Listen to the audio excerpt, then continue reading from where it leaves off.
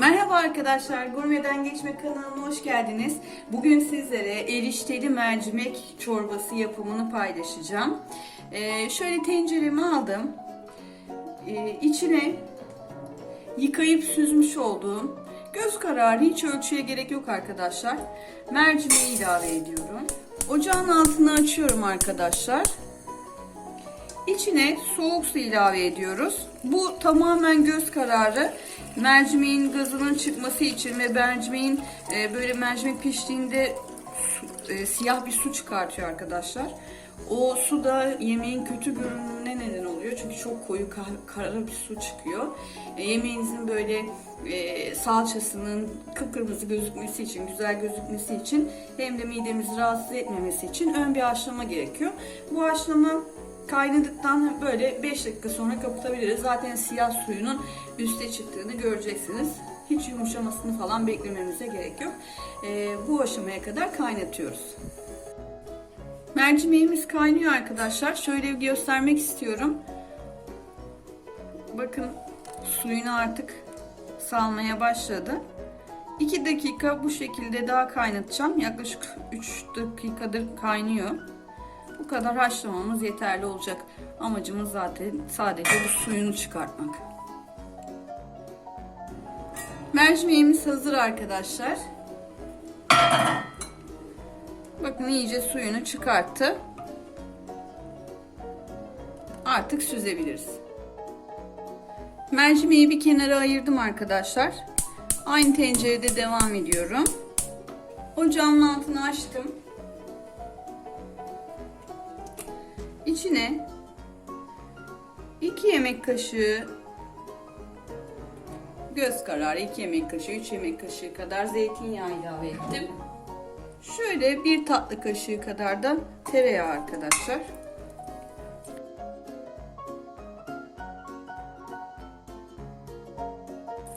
Doğramış olduğum bir orta boy soğanı da ilave ediyorum hemen.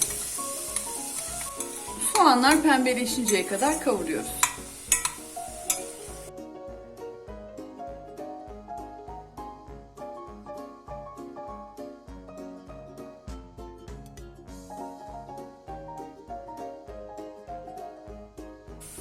Soğanlarımız yumuşadı. Şimdi içine 1 yemek kaşığı dolusu salça ilave ediyorum.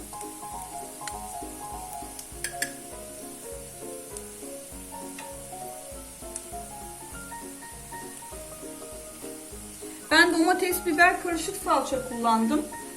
Rengi daha güzel oluyor bu şekilde olduğunda.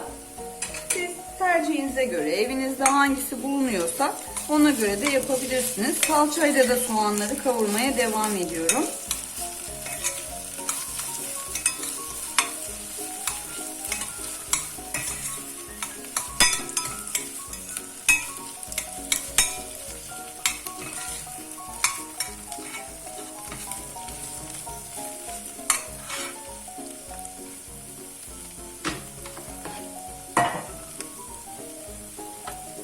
İçine doğramış olduğum 2 diş sarımsağı da ilave ediyorum arkadaşlar. Bununla iyice kavuracağız.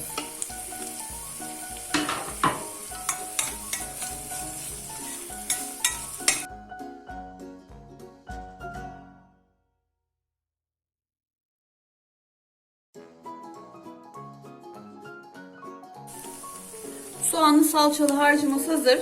İçine suyunu süzdüğümüz mercimekleri ilave edebilirim artık.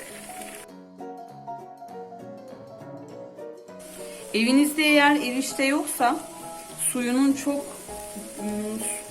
böyle kıvamsız olmasını istemezseniz, daha kıvamlı olmasını isterseniz, bu durumda soğanlar kavrulduktan sonra salçayı koymadan hemen önce 1 tatlı kaşığı kadar unu soğanlarla birlikte kokusu çıkana kadar kavurup salçayı o aşamadan sonra koyup, böylelikle suyu böyle kıvamlı, çok güzel olacak. Ama biz şimdi erişteli yapacağımız için erişte zaten kıvam aldırıyor suya.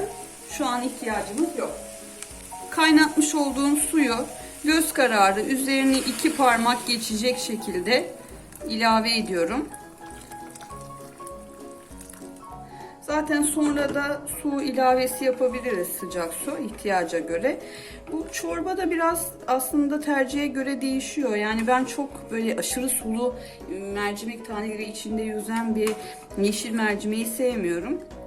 Tabii ki yine suyu olacak ama orantılı olması tercihimdir.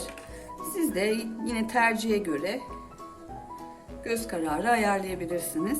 Kaynadıktan sonra zaten biraz çekecek suyunu. Böyle kaynamaya bırakıyoruz arkadaşlar.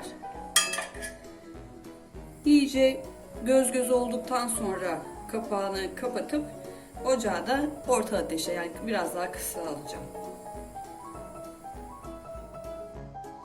Mercimek 15 dakika kaynadı arkadaşlar. İyice yumuşadı.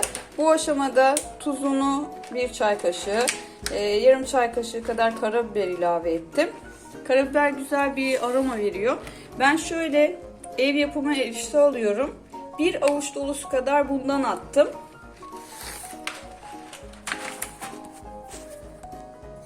Şöyle karıştırıp göstermek istiyorum bir. Artık pişmeli oldu. 15 dakika böyle erişteler iyice pişene kadar, tuzunu içine çekene kadar kaynatmaya devam ediyorum.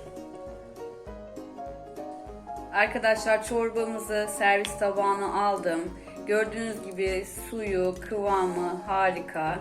Bol taneli, demir deposu bir bakliyat. Kesinlikle sofralarınızdan eksik etmeyin arkadaşlar. Çocuklara falan çok yararlı. Kansızlığı önlüyor. Hepinize şimdiden afiyet olsun. İzlediğiniz için çok teşekkür ederim. Bir sonraki tarifimde görüşmek üzere. Hoşça kalın.